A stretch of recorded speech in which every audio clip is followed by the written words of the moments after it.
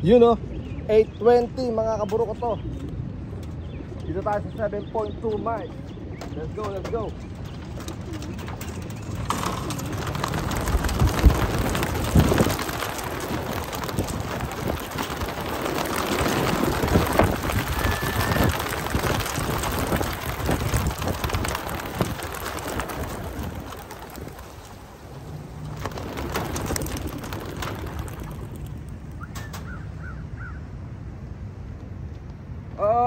Okay.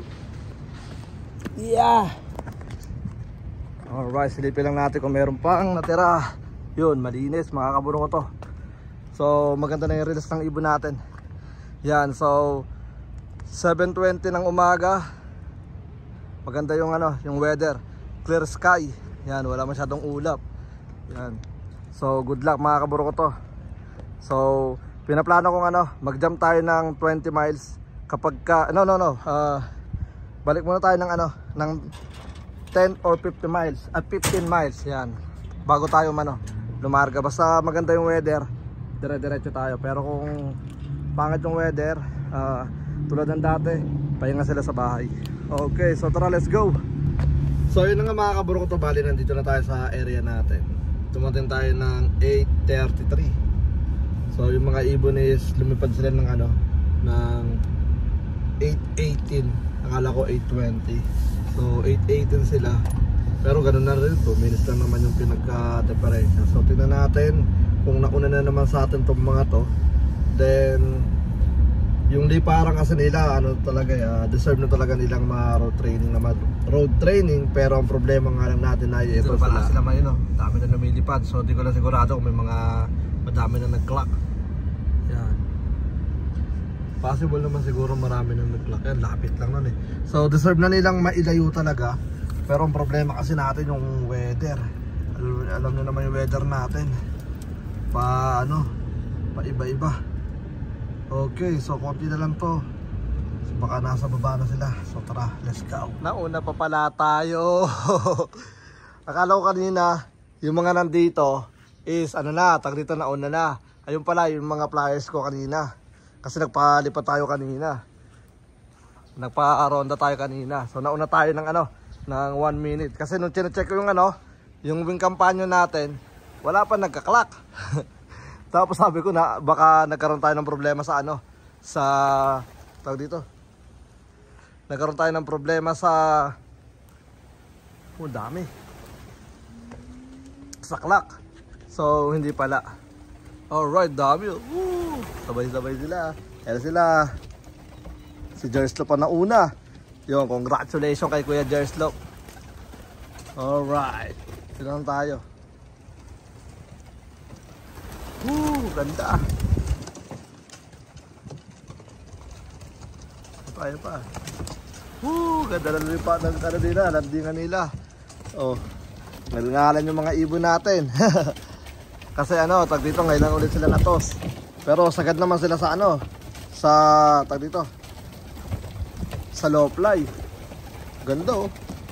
Pero yung iba hindi naman ngal-ngal, kumbaga natural lang talaga. Yun oh. Pero pag lumayo yan, gaganda ng mga ibon oh. Pasok na kayo bago pa kayo dyan mabulaga. Alright, yan oh. Yan, sige lang. Gaganda oh. Alright.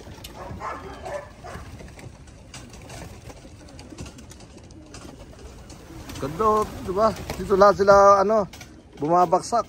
May mga nasa taas. Yan, tingnan natin kung kung kamusta yung first toss natin.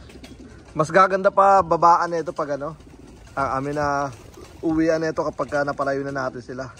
Yung iba ay papamasok oh, nabitin. Yan. Ganda oh. Sige. O si si Tristan Rendasan yata to. Ay hindi. Ganda ng buti naabutan natin sila. For the first time nauna tayo ng 1 minute. Kanina kala ko nauna sila eh. Hindi pala. Yung pala yung mga flyers na pinabayaan kong yung pinaronda ko kanina na tawag dito. yung mga board to die natin. Kasi yung kalahati, tinos ko yung kalahati. Tapos yung kalahati, iniwan ko rito kasi nga, sabi ko nga, may makulit na nambubulabog dito sa area natin. So ginawa ko, nagparonda ako ng kalahati dito para yun yung banatan. Kumbaga, yun ang bulabugin. Pagdating ko dito, naiikot pa pala sila. Kita nyo naman. Makukulit yung mga warriors natin dyan eh. Yan. Alright, ganda na ito. Ayun. Ito kanina pa. Tingnan nyo naman mga niyan, no? Mga katawan yan. Pasaway lang talaga yung may squirrel pa doon. Pero okay na, di naman napatol sa yan. Sa ibon.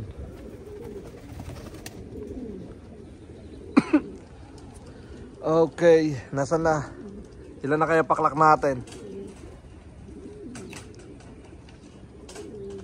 Alright, so dito. Ayun, meron pa rito pa pala, no? Ito kaya to. Shoutout to itong itim na to. Shoutout to Franco. Yan. Franco Classic One Love Race. Yan, sa kanya kasi napapansin ko yan, tibay niyan. Grabe sa liparan yan. Tingnan nyo, ay pumasok ng pala. Ito, ganda nun. Ang ganda nung, ito, ang ganda na ito. Nasa na? Yan ito. Sexy hindi niya alam kung saan siya papasok. Bahala ka dyan. Ito, dalawa pula. Isang pula. Alright, so tignan natin kung ilan na yung nag-clock. Let's go. So meron na tayo 165. So 168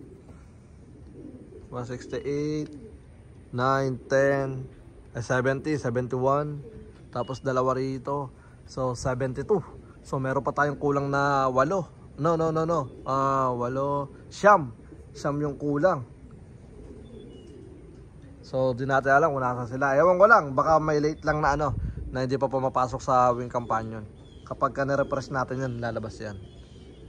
Yan ang ingay Itong mga to ay pa pumasok. Isa sa mga pinakamatibay na lumilipad dito yung puti. Parang kay yata yun, kay Anjo or kay kay Livestrong.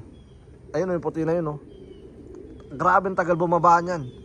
Maabot ng 2 oras sa liparan. Low play lang yun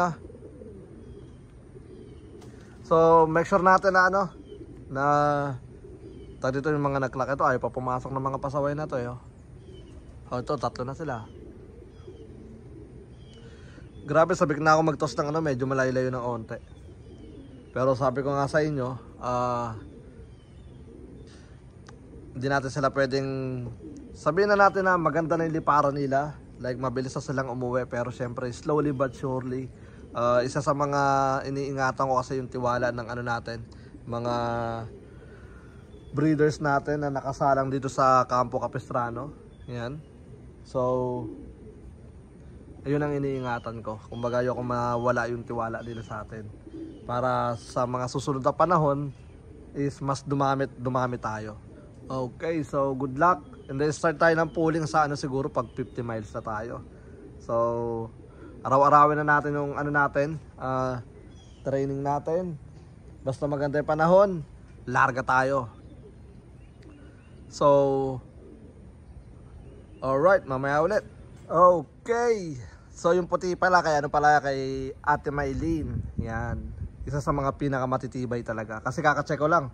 Kasi dalawa lang yung parang white natin dito. Kundi kay Kuya kay Kuya Nilo, kay Ate Maylene. Yan. Pero kay Ate Maylene pala yung lumilipad ng 2 oras. Alright, wala pa rin yung bata ni pangalan na ito, ni Jonas. Shoutout kay Jonas. Si Grisel mo wala pa. Iba siguro dinadaanan mo. Alright, so may sariling mundo siguro yun. Ayun 4 ay 5. Yung sa kakadating lang.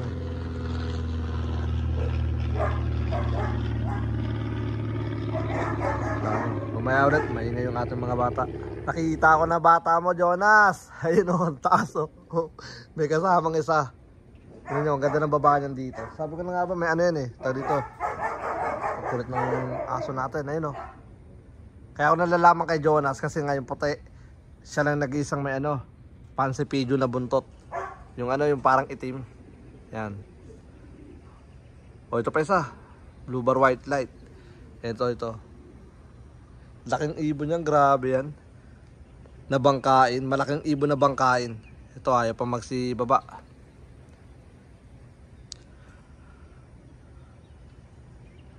And then kapag pasok ng mga to, kung sino pa yung mga kulang, mamaya na natin intayin. Papasok na muna tayo.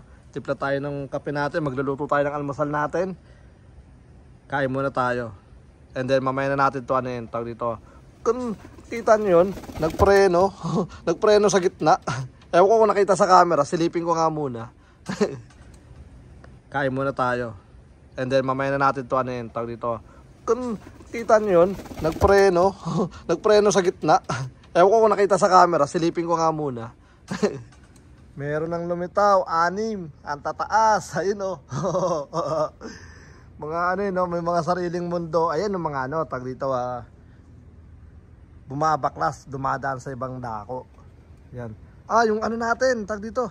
Yung Trenton, may sariling mundo. Sa iba dumaan yung Trenton natin, ayun o. Ito. Natatawa ako, ilalaro ko sa Club Trenton. Ito. So, kulit ng natin, aso natin. Ito. Yan. Tignan natin kung ilan yung dadapo dito sa kabila. Yan.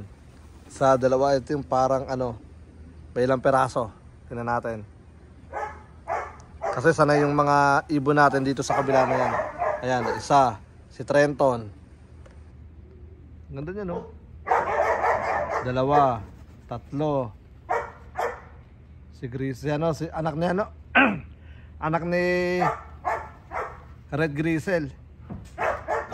4. Mukhang atin yung yung 6 na yun ingay ng aso natin. Mukhang sa atin yung yung 6 na tuldok. Sa atin naman talaga lahat. Kumbaga ibig sabihin doon sa Born to Die natin. Yan. I think 4 doon. Kasi ito, ang ikot nila dito na sa area natin. Ayaw pa bumaba. Grabe. Pababayin ko lang to tapos kakain tayo. Magkakape tayo. Alright, so wala na ba lumilipad na mataas? Mamaya na lang ulit. Let's go! Ganda na ito. 176, 77, 78. Ganda ng ng blue bar white light. Ay. Meron pa isa, ayaw bumaba. Ito na yung yung huling tag dito huling papasok tapos wala nang lumilipad. So parang kulang pa yata tayo ng mga 3 o 4. Parang ganon. So tingnan ko muna. Alright, let's go. Okay, so pa lang pang 75 to. So 6 pa yung kulang natin. Na tag dito wala na ako nakikita lumilipad ngayon dito sa area natin. So yung 6 na yun, di ko alam kung nasa na sila. Pero uuwi naman yung mga yon, makukulit lang talaga. So gagawin natin is iiwanan ko na muna sila dyan. Maganda naman yung iinumin nila dyan. Balik ng kanilang pagod at muscle. Yan. So meron pa tayong kulang na 6. Hayaan ko na muna sila dyan. Ito yung pang pang 75. Pakita ko muna. Ito yung pang 75. Yan, ayaw pa, makulit pa. Ayan Diyan pa siya Spider-Man. Barako, yung 75 ko. So kung kanino ka man, malaking ibon Yan Barako, ngal-ngal, kakababa lang kasi. Yan. Ganda na ito. Yan, pang 75. So kung kanino ka man, shoutout sa'yo.